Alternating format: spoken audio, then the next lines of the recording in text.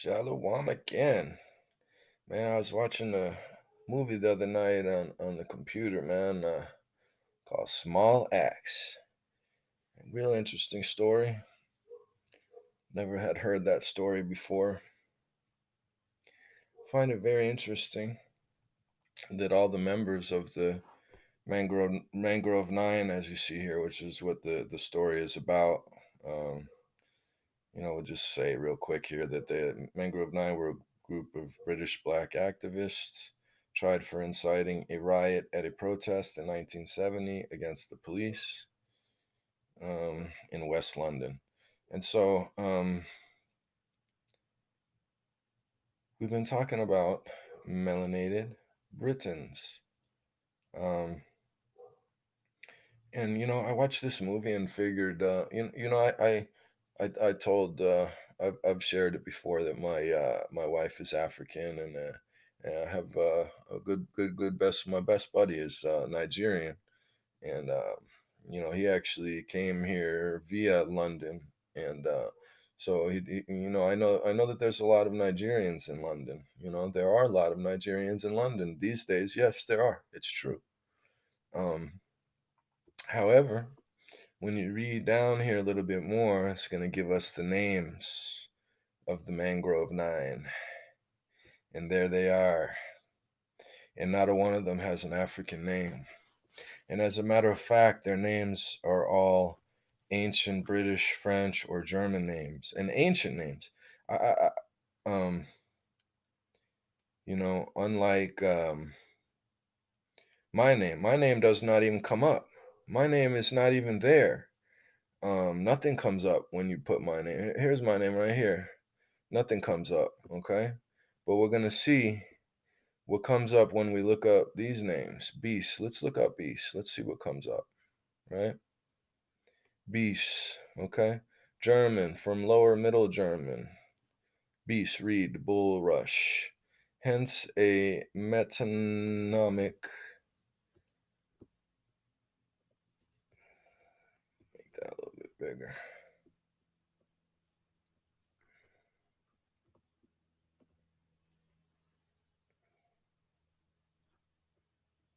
Hence a metonymic occupational name for someone who used reeds in his work, for example, a brush maker. And it's just I want to get in and study with the names too, man, because there's some, this occupational name comes up a lot, and that comes up in my name. But then there's other names that come up as ancient names. It's just very interesting. And so we're just gonna look at these nine men and women's names and see what kind of names they are. And here's the thing too, look, okay, because the way they explain away in the movie, right, is that these men and women all have their, they explain it the same way that they explain it here, that these men and women took the names of their former families, former slave masters, right? Now, if that's true, okay, if that's true, then why, when we look at black melanated people, we usually see one of these ancient names. Look, here's Rupert Boyce. I think he was one of the ancient ones. No, but we'll get to the ancient names, right? So when you see a melanated person, and they usually have these ancient British, or I don't know about the names of the natives. I've never studied into the Dawes Rolls at all or any of that, so I really can't comment on that at all. However, the point I'm trying to make is that when you see melanated people, and they always have these names, right? And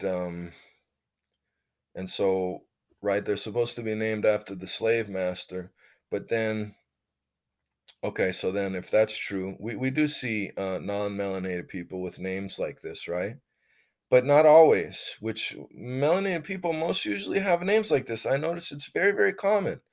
But non-melanated people don't always have these ancient names. My own name is a very good example. Sometimes they have a name like mine that it's not even a real name.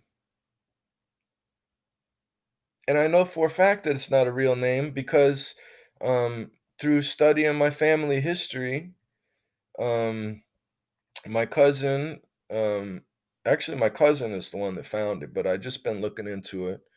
And he finally found, because it was a long time that our family couldn't find where this name Feshold came from. It just came out of thin air. Well, there's a good reason for it, because the man, like I said, my cousin found, that came from Germany, came from Bavaria in about 1860. His name was Johann Fischhold, and that's just a different sort of name. Why are there, if the names that melanated people got came from their white slave owners, why are there so many whites with other kind of weird names? Well, names that don't show up in melanated people. There are very few people with the name of Feshold. So even the name of Fishhold, my cousin explained it, that if there's people in Germany and you see them with the name Fishhold, they're probably related to you, because it's not a very popular name, right? Um, so then how come I never met a melanated person with that name Fishhold? Very strange, very strange. If melanated people, if that's how they got their name, as former slave, taking the former slave master, I mean, either that means that my family never owned slaves, which I can't comment one way or the other about that. They weren't in the continental United States. They're all mostly down in Puerto Rico. I don't know the history of slave plantations there, but why is there just some white people, right, with these weird names like mine that don't show up in melanated peoples? Just a little question I got for you to think over. Okay, or maybe just talking to myself here. Okay, so then we got Critchlow, right? Did we go over Boyce? I know I brought it up on the screen. So that's Boyce, Scottish, Northern Irish, and English. Topographic name for someone who lived by a wood. From Old French, Boyce, wood. Um, um, English patronymic from the Middle English nickname boy, lad, servant, or possibly from an Old English personal name of boya, or of uncertain origin. See these Old English names. Why come melanated people always have an Old English name? But some white people have an Old English name, but then there's a lot of other kind of names that white people got too. A lot of other kind of weird names. So that kind of pokes a hole in that idea that melanated people got their names from slave masters. That's just simply ridiculous. Um, okay, now we say Frank Critchlow was one of the main characters in Small Axe. Again, very good movie. Even better song. Okay, here's one of the ancient names. You see, when an ancient name comes up, this little um what do they call that, man? The family coat of arms comes up. Okay, the name Critchlow first arose amongst the Anglo-Saxon tribes of Britain. It is derived from their having lived as dwellers at the Cross Lay. The surname Critchlow originally derived from Old English word crutch, which means cross or crucifix. Okay, who else we got? We got Darcus Howe, right? That's Gordon.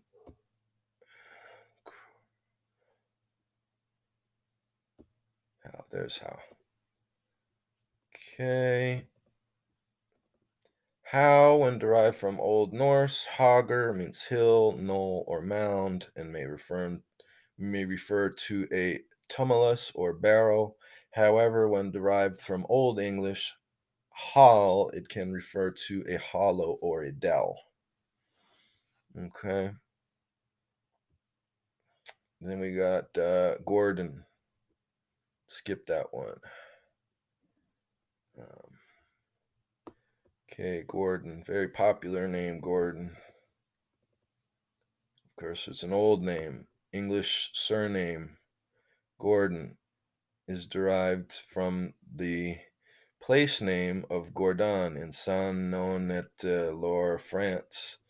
This location is derived from Gallo-Roman personal name Gordus. In Ireland, the surname Gordon is of several origins. This personal name is derived from the Irish language word Muirnich, meaning beloved. Okay. Even my mother's name is an Irish name, and that one comes up. That one comes up. Um, yeah. Yeah, I was raised by a white woman. I love my mom, man. I take good care of my mom, man. I'll be invested in my mom's health and well being, man. But sometimes it doesn't feel like my mom feels the same way about me. Anyhow, so Anthony Innes, okay, Innes. How? No, that's Innes. Okay, another one of these ancient names, Innis, right? The coat of arms comes up right there, and we see it's recorded in an amazing range of spellings, including the popular Innis and the Irish Ennis, as well as Inns, Innis, Innius, Innes, Aeneas, Ens, A- and no doubt others. This famous surname is Gaelic in origin. And it's funny because I was starting to say about my mom's name, man. It's McGurn, and it comes from a Gaelic origin too, and it's so obviously a borrowed name, so-called borrowed name, stolen name. And it's just an interesting. Maybe I should have pulled it up too. Anyway, so Innis, and then we got LeConte, another ancient name.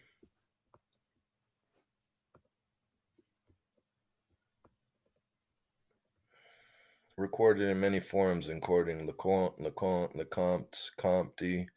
LeConte, LeCount, Cointy, County, Count, and others. This interesting surname is of ancient French origins. Okay, all these names are ancient. Why come my name's not ancient? Even the when we're gonna see how I finally found the name. Anyway, Kentish. Kentish, it says, is another ancient name, right? Says it's another locational name. Locational origin would have been applied to someone from the county of Kent in Britain. The county was known as Cantium in 51 BC and Cantia. Okay. Oh, this is Kentish again. Shoot. Was that the name? Kentish? Kentish. Okay, yeah. Okay, and then Millet. Millet's going to be the last one.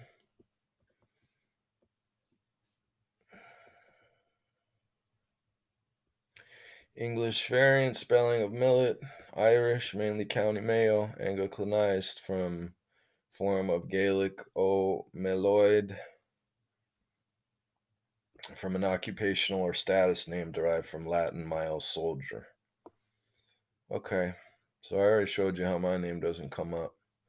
But the ancient name, like I told you, is Fishhold, Fishchold. And that didn't come up either. But then when I split it in half, that's when I finally got it to come up. And yeah, my name is Fish, and I know that white people are supposed to have a fish gene. Um, again, the Most High created me how I am, um, and I'll just go with that, man. I just want to give praise to His name, and my name doesn't need any praise. I don't need any honor in my name. The only honor that I get is from worshiping the Most High. That's my honor. Okay, so we see that Fish is a German language occupational surname. Okay, which means fisherman or fish seller, derived from Middle High German Wisch, meaning fish. The name may refer to Arlene Fish, American artist. Okay, so we see it's not very, didn't say nothing about being ancient.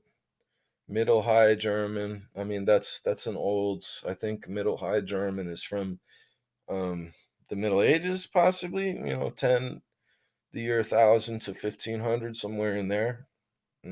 Definitely not an ancient name, but maybe a real name anyway, as opposed to something that they made up for us when we got here. And then Hold. This name is a little bit interesting. It says English from Old Norse, holder, within the Danelaw, the region of pre-conquest England, where Danish rule and custom was dominant. Danelaw. Yeah, I remember seeing in ancient history that Danish were in England or Britland. Okay, and we see a rank of feudal nobility immediately below that of earl. Hey, maybe that's something there. German, nickname from Middle High German, hold, friend or servant or vassal. Um, so I'm not sure how it's a below a nobility, a name of nobility, but also then of servant or vassal. That doesn't sound true. Um, Anyhow, just something that made me go right? All right. I hope that we've been recording all this time. And we have Shalom.